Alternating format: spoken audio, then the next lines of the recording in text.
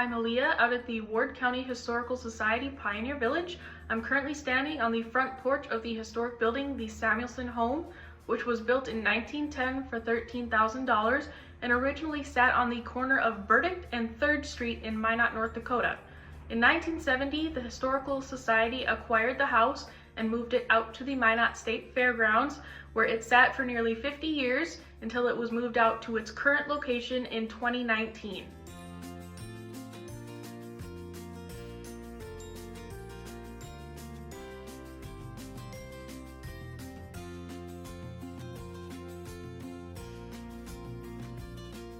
The first thing you'll see upon entering the porch is all of the washers. This is one of the larger displays in the home, and it shows how washing machines evolved over time.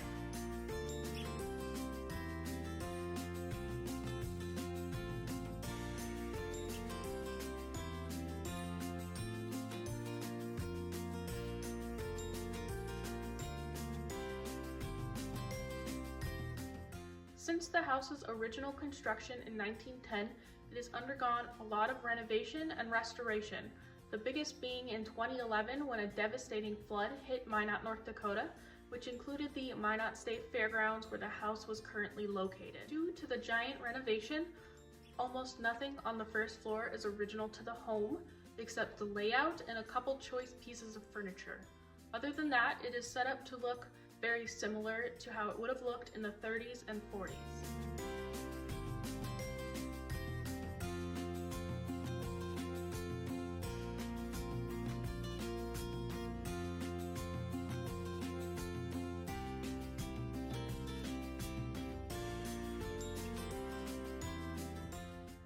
The few original pieces of furniture we do have are in the dining area. That includes the dining table and the 2 side buffet tables. Besides the restoration done in 2011, the biggest renovation to the house happened in the 30s.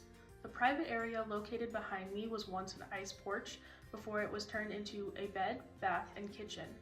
In the 30s, another bedroom was added on, as well as the upper level of the house was turned into an apartment.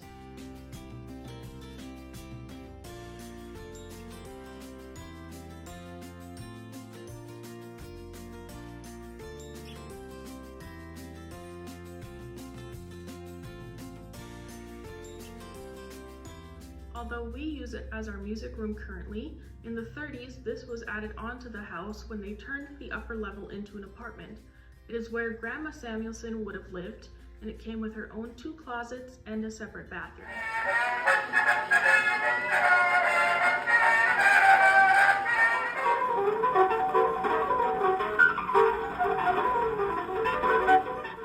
So who were the Samuelsons? The Samuelsons were a very prominent family in Minot that consisted of John Samuelson, his wife Mary, and their 4 kids, Harlow, Ansel, Alice, and Carl. John made Minot grow in its own way by starting a shoe store in 1899 in downtown Minot. It was one of the longest running businesses at the time, as it only closed a little over 30 years ago, back in 1994.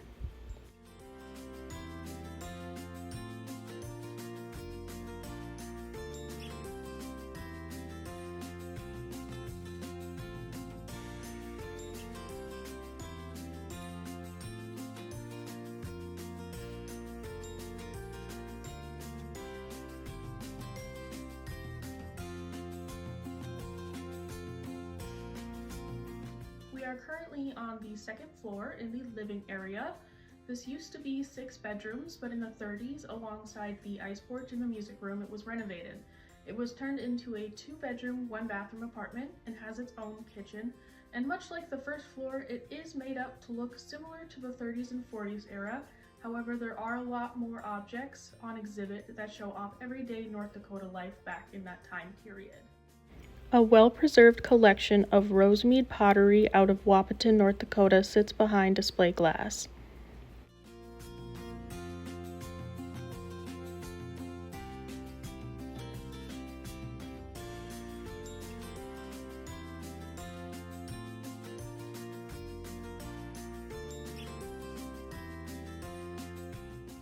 The second floor kitchen that came with a 1930s renovation is a great example as to how they displayed their objects to show life during the late 1880s and early 1900s in Minot, North Dakota. They have objects such as old toasters, coffee and spices, coffee percolators, butter churns, and old glass bottles that milk came in.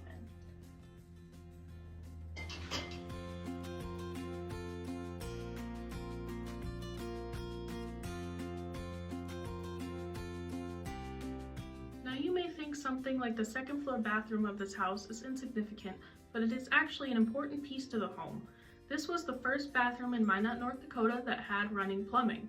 It was gravitational plumbing, which meant there was a tank in the attic that would trickle the water throughout the house, and once it hit the bottom, the clean water would separate and they'd have to use a pump to pump it all the way back up to the tank in the attic.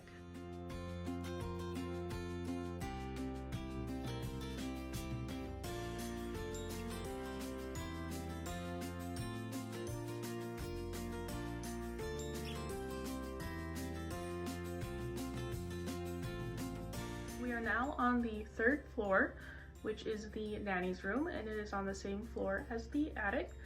This did not get touched during the 1930s renovation, so prior to that, if the family had a nanny, she would have stayed up here. On display up here are items such as baby clothes, bottles, as well as other baby accessories such as toys, games, books, as well as a bed for the nanny and items a nanny would have owned, such as a mirror or a handkerchief.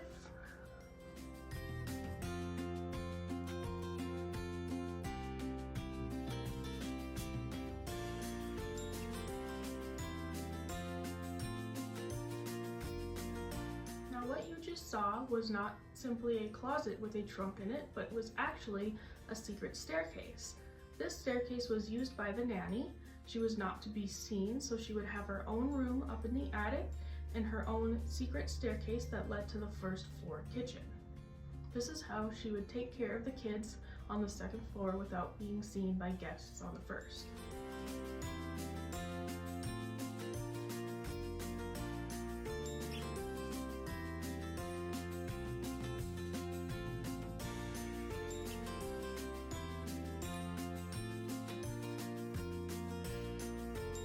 So the room we just walked into is one of two apartment bedrooms on the second floor. It is set up to show what a men's bedroom would have looked like, as well as some of their accessories and clothing as well, such as the 1913 cutaway suit that John Samuelson would have worn, the men's nightshirt, as well as objects like coins, wallets, and bow ties, and even our oldest object in the museum, which is our 1697 Norwegian money chest sitting here.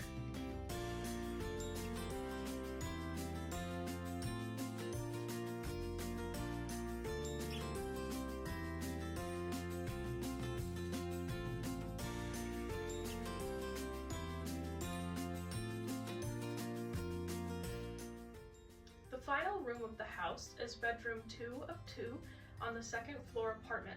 It is set up to look much like a women's bedroom and houses a lot of women's fashion, accessories, and the most important detail is the walk-in closet to my right. Back then, closets were not very normal. You would often have an armoire, but this one was special because it had a walk-in closet. Some of the accessories you may see in this room are items such as the wedding dress here, the gown here, as well as a baby's dress down here, and plenty of hats.